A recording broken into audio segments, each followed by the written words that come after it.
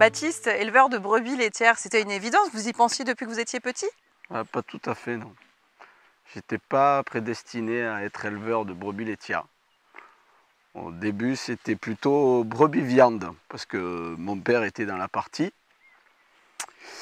Et puis au moment de m'installer, ça s'est moins semblé évident, la brebis viande.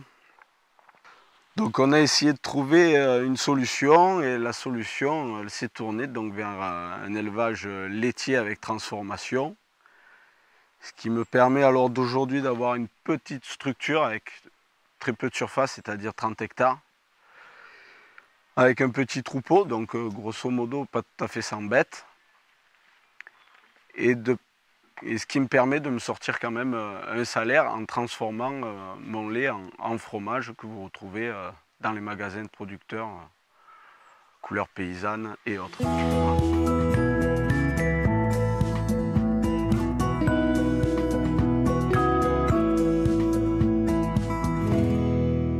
Pour en arriver à ce choix-là et à aujourd'hui cet élevage que vous avez, il y a eu un petit passage en Aveyron? Ouais, passage en Aveyron qui m'a fait découvrir qu'il y avait vraiment un bassin de production laitière en brebis qui pouvait fonctionner. J'étais chez un éleveur de bisons sur le Causse Noir, mais l'idée a mûri, et arrivé ici, j'ai essayé de trouver des solutions pour monter donc un élevage en brebis laitière. Alors là-bas, ils vendent le lait directement à Roquefort. Chez nous, c'est pas possible, personne qui récolte le lait. Donc il a fallu se mettre à transformer notre lait en fromage et le commercialiser. Voilà. Justement, qu'est-ce qui fait aujourd'hui la particularité de vos fromages? La transformation, c'est une étape importante et puis il y a peut-être une petite touche à la Baptiste. Comment vous décririez vos fromages? Ils sont issus d'une pâte un peu novice à la base, parce que bon, ben, j'ai vraiment pas expérimenté la transformation fromagère avant de m'installer. Parce que ben, le créneau commercial était là, les magasins de producteurs sont sortis de terre en même temps que je me suis installé. Et après, c'est vrai qu'avec une semaine de formation au centre Actilé à Carmejeanne, ça m'a dépatouillé à pouvoir arriver à sortir un type de fromage assez sympathique. Le petit Baptistin que vous retrouvez au magasin, c'est une fabrication lactique qui est grosso modo la plus simple à faire. Moi, la recette, je l'ai trouvée, je la garde bien précieusement et ça fonctionne. J'imagine que l'alimentation a aussi son importance dans la qualité de vos fromages et le goût qu'on peut retrouver. Qu'est-ce qu'elles mangent les brebis chez vous, Baptiste? Alors, les brebis, sur l'exploitation, déjà, on est autosuffisant en fourrage et en céréales. Moi, j'ai eu la chance d'avoir un petit peu de potentiel foncier autour de l'exploitation, ce qui me permet de sortir mes bêtes journalièrement, et elles parturent déjà du vert, grosso modo, toute l'année. Ça, c'est important d'avoir déjà un repas en vert. Après, économiquement aussi, c'est important. Voilà. Et après, tous nos fourrages sont produits sur exploitation, donc c'est beaucoup de luzerne en majorité.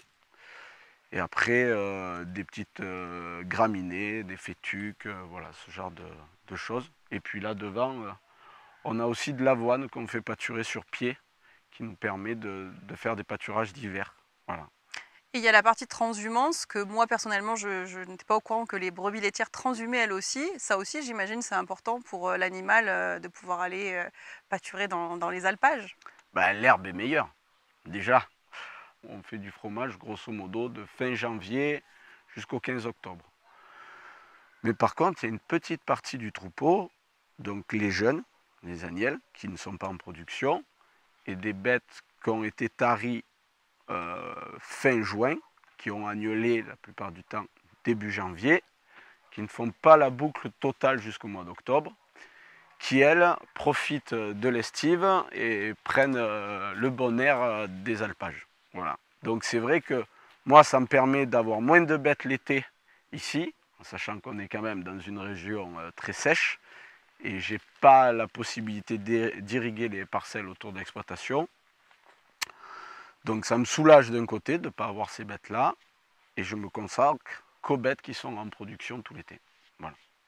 Côté conservation et côté recette, vous auriez des petits conseils à donner à nos Pour le clients? fromage, il n'y a pas vraiment de conservation. Le fromage, nos anciens, ils le laissaient sous une cloche dans la cuisine, hein, donc bon. Après, chacun veut fait comme il veut. Voilà. C'est quand même un produit qui est assez vivant, donc il peut passer d'une étape très fraîche à une étape très sèche. Voilà. Après, point de vue dégustation, ben, dès que les beaux jours arrivent, c'est vrai qu'on a pas mal de petites recettes.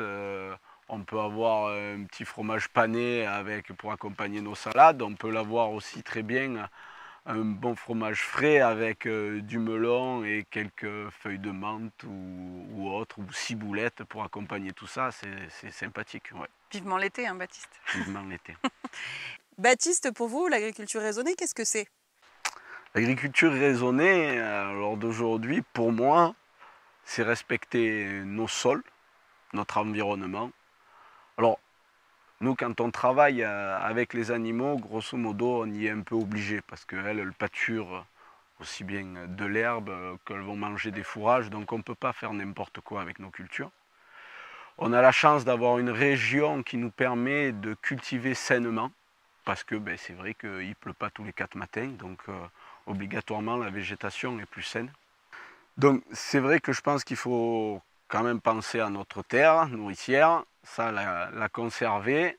Si on maintient du pastoralisme dans nos collines et nos montagnes, on préservera notre milieu. Et ça c'est important. Voilà.